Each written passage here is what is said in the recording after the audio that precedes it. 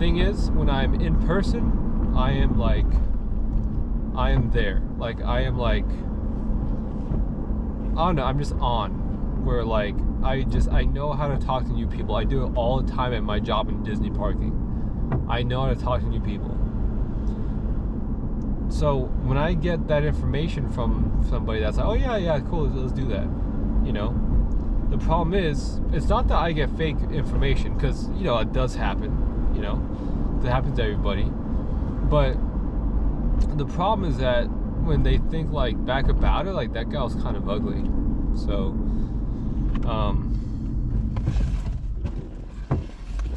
you know, it's something that it's like, there's a reason why I need to, you know, like, diet down. There's a reason I need to get to, you know, like that 12% body fat. You know, that what's that guy in Fight Club, Brad Pitt? There's a reason I need to get to that level. You know, need to overcompensate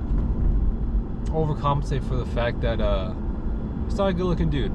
You know, and it's important to understand, hey, you got limits.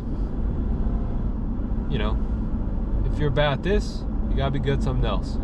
You know, so this week is gonna be tremendously just good, because I'm gonna lose a lot of weight this week. I'm gonna be consistent with my gym, and tomorrow I'm gonna go approach and talk to new people. You know, and I feel like I should always just mention this.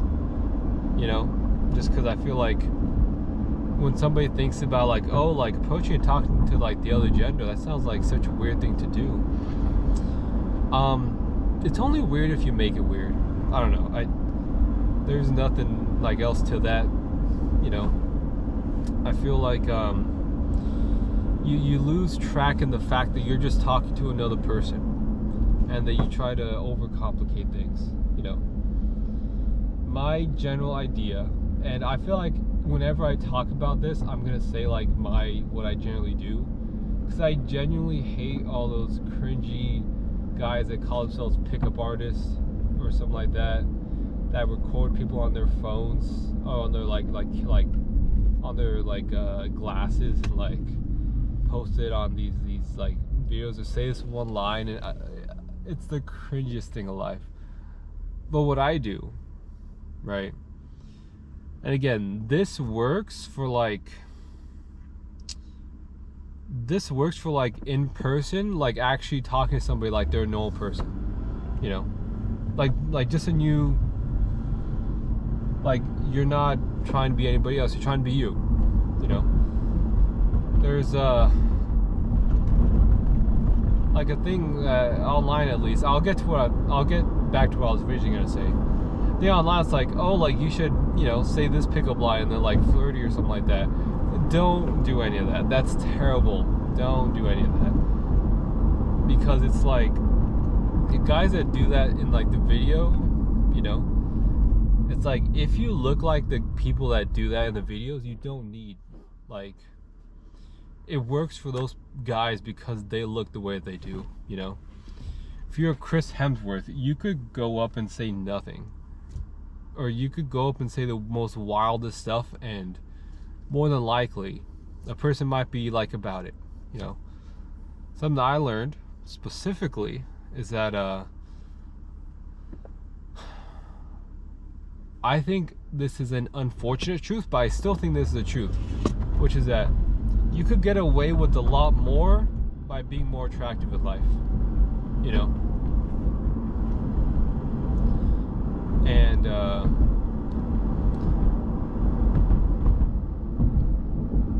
as proof, look at what's that guy who plays the Witcher in the Witcher? Apparently he loves Dungeons and Dragons, and that's like a weird thing to do, but when he says it, you're like, oh, okay, yeah, it's cool. He has interests, he has passions. You know, the more like attractive you are, the more like you could be like out there, you know, and be a bit nerdy. At least that's what I've experienced. You know, again, I'm definitely hypocritical in some cases. You know, I feel like if I saw a girl that was hot and she was a bit nerdy, one thing, I do love me the nerdy types, but like it's different when you see somebody that's not versus somebody that is, and how that like perception of nerdiness like ties into like who you think that how they look like. I don't know. But point is, what I was saying is, don't do any of those pickup lines, right? Those work for guys that already like have those genetics or what have you, or like those Chris Hemsworth types, you know, not him specifically, but those types of like people. Don't do any of that, right? What you should do is go up there, say, hey, think you're really cute. What's your name? Oh no, sorry. I'm driving at the same time. Hey, I think you're really cute. Just want to say hi, you know. And she'll probably say something like, oh, hey, thank you, or she'll like, oh, okay, and like walk away or something, right? Doesn't matter. After you say that, you know, she's still there. It's like, oh yeah, what's your name? My name's Jennifer. Nice to meet you, Jennifer. You know, I'm Esteban, right? And after that, you just be a normal person, you know. Hey, I see you wearing Naruto. That's so cool. What episode are you on? That would be my dream girl. Not gonna lie. If she had a Naruto shirt on, that would be fantastic. But no, they just have a normal conversation, and I feel like people get tripped up on that. But it's, you don't want that person interested in like your lines, quote unquote. You don't want a person interested in you, and you want to show you're a normal person, because you know, it's like, why would that person want to see you again? You know, either you have to be their type, you have to have a good vibe, and they have to be interested, you know, like available, I guess. So again, that's just like the guide, I guess, you know, for normal people. Me personally, I'm gonna go and talk to new people, and I'm gonna bring a good vibe. You know, you'd be surprised about how much how important it is to have good body language, good energy, you know, because that's like 60% of your conversation, like, that people take in as your vibe, you know. Like, the difference between like you saying like a joke that hurts somebody's feelings and like in a mean way versus you saying it in a sarcastic, like, joking way, is just like how it comes off and how like you say it, and your pitch tone and your tonality and whatnot. Like, the difference in communication is literally just like the way you say it, you know. So I'm just gonna go there, have a good vibe, good energy, you know, and try to get over my issue, which is that you know, currently I'm not where I need to be. Currently, I'm too fat. I've only been in the gym for about 9 months.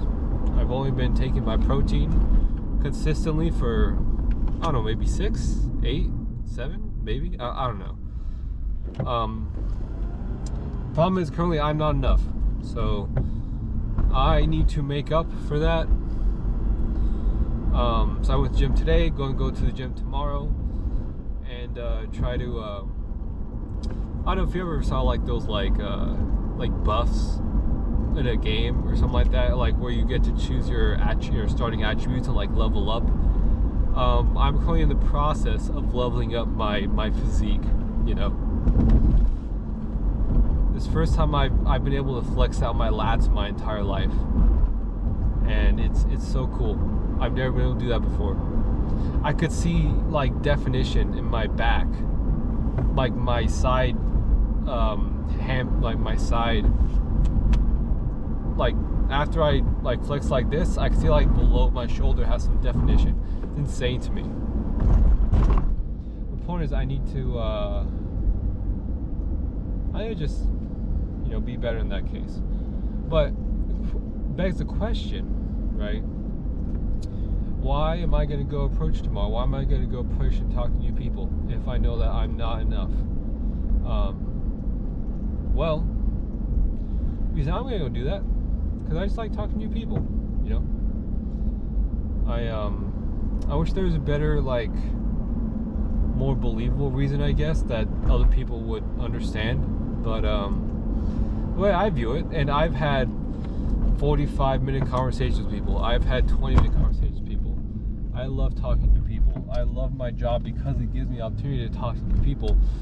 When I think about it, is you get to experience, a small portion of somebody's life.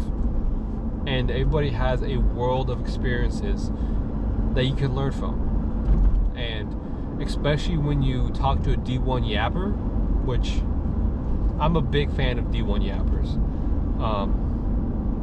It's like you could just sit back and hear stories. And I love hearing stories. I think I'm a very curious person. And that's why I know that, like, when I do talk to somebody, I want them to be of a certain, like, I want them to, like, be talkative back. I can't, pick and choose the type of people I talk to. Or, like, what type of personalities I talk to, because I don't know. Each person's different. But I know I do talk to somebody. I know I am the more, curious type. I very much, I'm interested in, like if somebody, give you an example, I've talked to attorneys, I've talked to DJs, I've talked to musicians. I had a 30-minute conversation with the guy when I was in New York City, and he he taught music. It was, I guess, like a bit of a local legend at like a jazz club, and we're talking about the beauty of music in Central Park in New York City for like 30 minutes. And I'll never meet him again, but he reminded me of the Soul character from Pixar. And I guess that's it. I guess I just want to talk to new people. I know it's gonna be like afterwards I could feel sad, and I definitely do. I'm not immune from sadness or grief or anything like that. But it's what I choose to do. I love talking to new people, and if the price of talking to new people is something as cheap as I'm gonna feel sad that I got rejected, 20 times today, I'm okay with that. I'm really okay with that. I find that rejection does like, depending on who you are, rejection does different things to you. And one of the things that rejection do to you is it could build up a stronger belief in who you are. And it unties your self-worth from other people's opinions. Like I just don't care. Like I don't. It's not that I don't care about the person, but I just don't care that they said no. I'm gonna pass. I've been rejected probably over 250 times. It's probably like around 250 to 300. Like, believe me, I know what I know the pain of the feelings of not being good enough, and one of the things that I'm incredibly fortunate of is that pain. It either pushes you forward or holds you back. Either pushes you to excel and lose weight and drink your protein and have to deal with your own anxiety, your own emotions, or pain causes you to stop all full send. It causes you to stop immediately, like a do not pass, do not enter. And for me, at least, this pain, borderline being rejected so many times, at least for me, causes me to propel infinitely faster. I'm going so fast, and it has everything to do with that. Everything to do with the fact that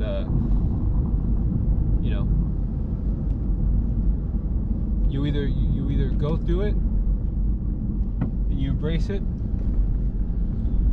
or you don't, and you just wither and wallow and feel sad for yourself. There's a guy at my workplace,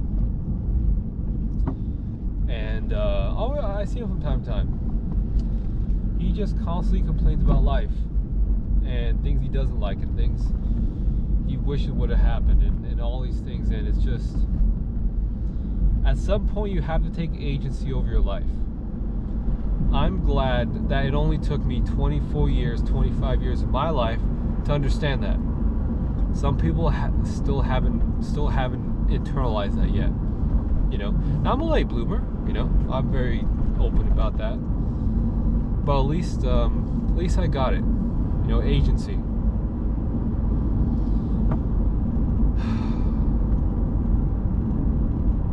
Anyway, I completely forgot, lost the plot. Anyway, no, tomorrow I'm gonna go talk to new people, and I'm gonna have a fun time. You know, I find it incredibly fun to talk to new people. You know, so yeah, I'm gonna do that tomorrow. I'm gonna watch the last 2 episodes of Kotaro Lives Alone, or Kotaro Lives Alone, on Tuesday.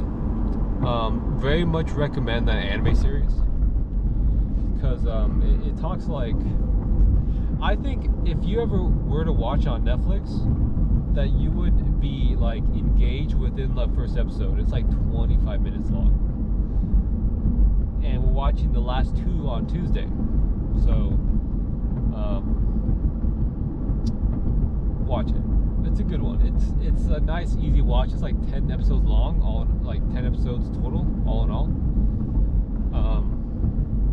But actually, something I could tell you also before, like, you know, I have to turn this off and go for the next video.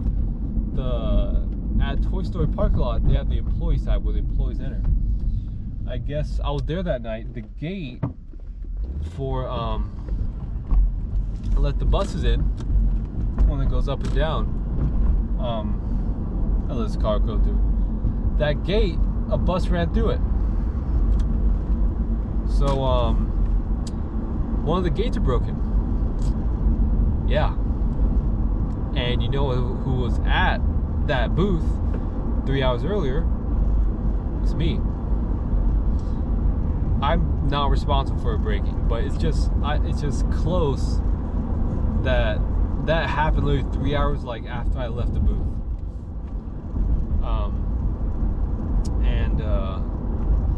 When the lead found out, dude, it was me and him, and we were running to the car to get over there. And usually we'll drive on a normal day, normal night, drive like 15 miles around the parking lot.